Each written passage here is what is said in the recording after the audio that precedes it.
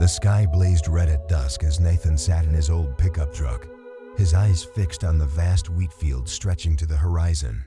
This land had once been their place where he and Emily ran wild, shared dreams, and whispered stories into the wind. It was where their hearts had become one beneath the endless western sky. But now, all that remained was an empty space. Without her, everything seemed to have lost its meaning. He reached out to touch the old harvester resting in the barn.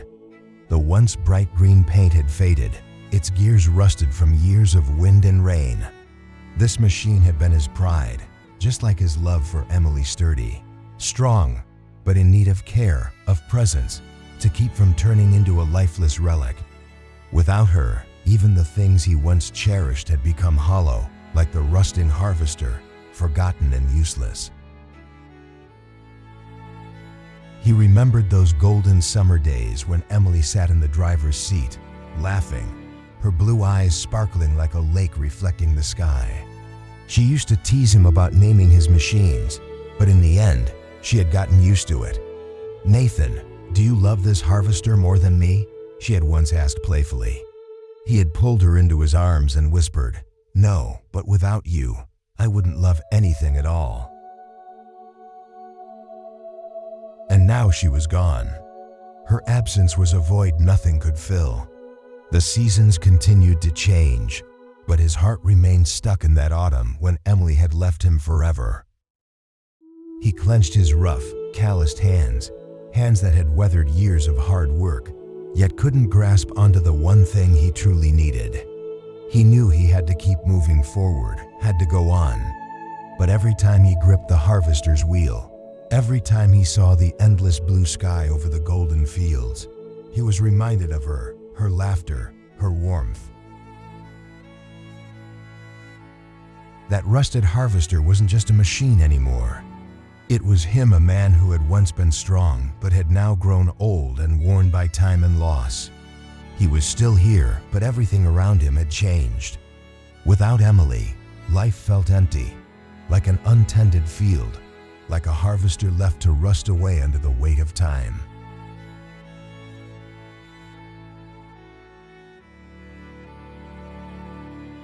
Yet he held on to hope. One day, the wind would sweep across the fields again, carrying a whisper of her, reminding him that love never truly disappears. It only waits for a new season to bloom once more.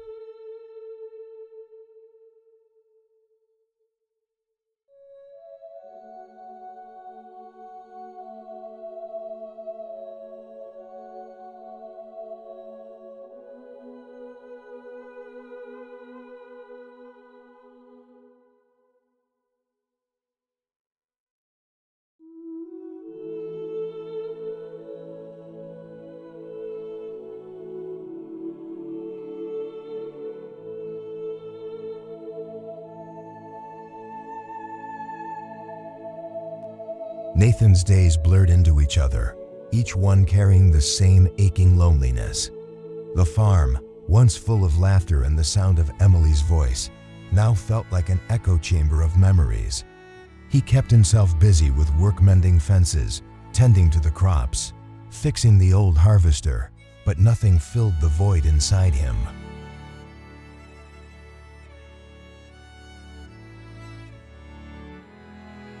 At night, he would sit on the porch, looking up at the vast, starlit sky. He remembered how Emily used to lay her head on his shoulder and trace constellations with her fingertips. "That one looks like a heart," she had once said, pointing up at the stars. "It means love never fades, even if we can't always see it."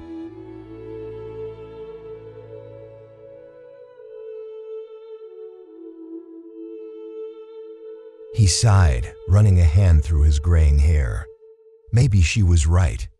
Maybe love didn't fade, it just changed, just like the seasons. But knowing that didn't make the nights any less lonely.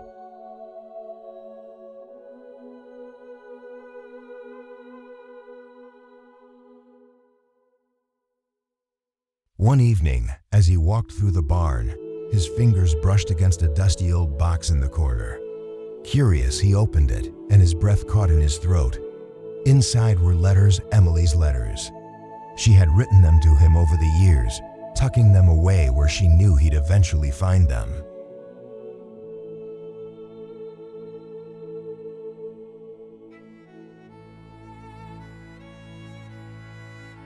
My dearest Nathan, if you're reading this, it means I'm no longer there to tell you how much I love you. But know this, you were my greatest love, my best adventure. Every moment with you was a gift, and if I had to do it all over again, I wouldn't change a thing. Tears welled in his eyes as he continued reading, her words wrapping around his heart like a warm embrace.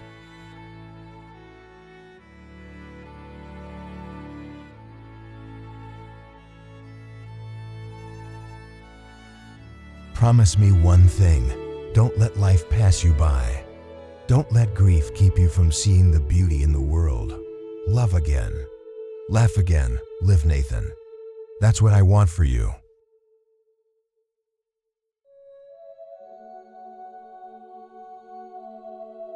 His vision blurred, and he pressed the letter to his chest. Emily had always been the strong one, the light in his life. And now, even in her absence, she was still guiding him.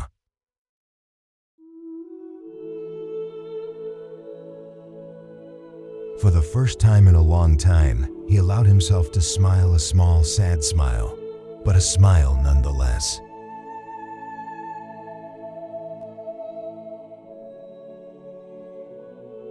The next morning, he stepped outside, inhaling the crisp morning air. The sun was rising over the wheat fields, painting the sky with hues of gold and pink.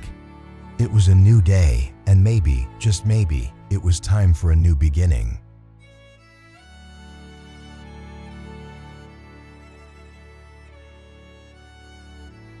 Nathan walked toward the old harvester, running a hand over its rusted frame. It would take work to get it running again, but maybe that was the point. Maybe, like the harvester, he wasn't beyond repair.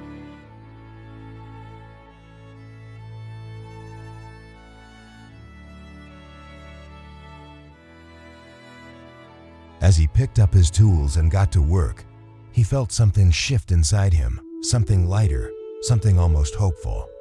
He knew Emily would always be a part of him, but maybe it was time to let the wind carry him forward, just as she had wished.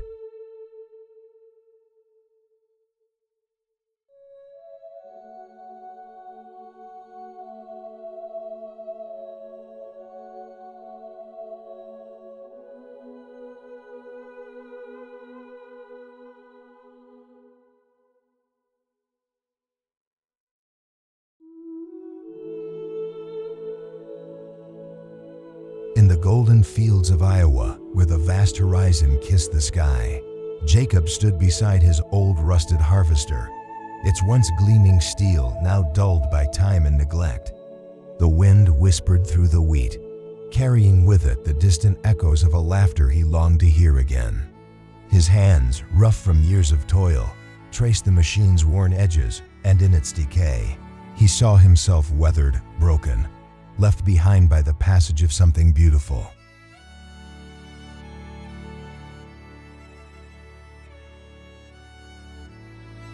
Emily had been the fire in his world, the one who had breathed life into his monotonous days. She was the girl with sunflower hair and ocean blue eyes, the one who had danced barefoot in the fields, her laughter blending with the rustling wheat.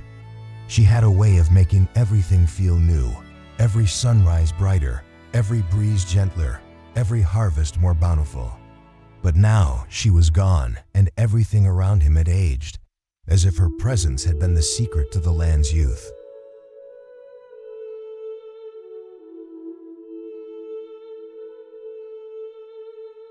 He still remembered the day she left, the way the train had swallowed her silhouette, how her fingers had slipped from his grasp like sand through the cracks. She had dreams too big for their small town, aspirations that stretched beyond the farmland. And though he had loved her fiercely, he had let her go, believing that love meant setting her free.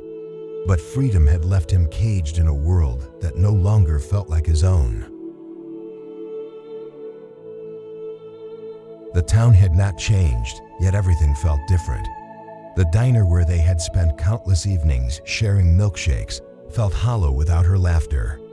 The old oak tree by the river, where they had carved their names, now stood as a silent testament to a love that time refused to erase. Every place they had touched was now a relic, a reminder of a past he could not reclaim.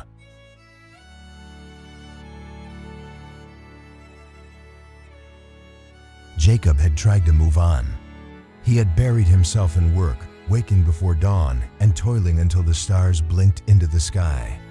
He had convinced himself that if he just kept moving, kept harvesting, kept breathing, the pain would dull. But every time he looked at the rust on his harvester, he saw the reflection of his own heart corroded by longing, aching with memories of her touch, her voice, her love.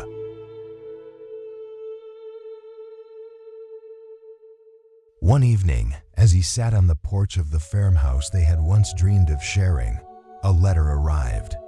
His name, scrawled in familiar handwriting, sent a tremor through his soul. With trembling fingers, he unfolded the paper, his heart hammering in his chest.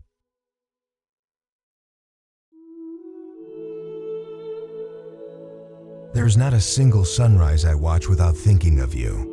Not a single breeze that doesn't carry whispers of our past. I thought leaving was the right choice, that chasing my dreams would make me whole. But every success feels empty without you to share it with. I was wrong. I left, but my heart never did.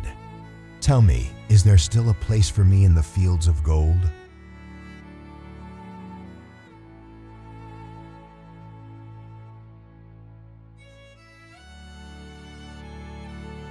Tears blurred his vision as he clutched the letter to his chest. He stood, his legs unsteady, his soul weightless with hope. The wind picked up, swirling the dust around him, and for the first time in years, he felt something stir deep within. Something alive, something new. He looked at the rusted harvester, and instead of seeing decay, he saw the promise of revival.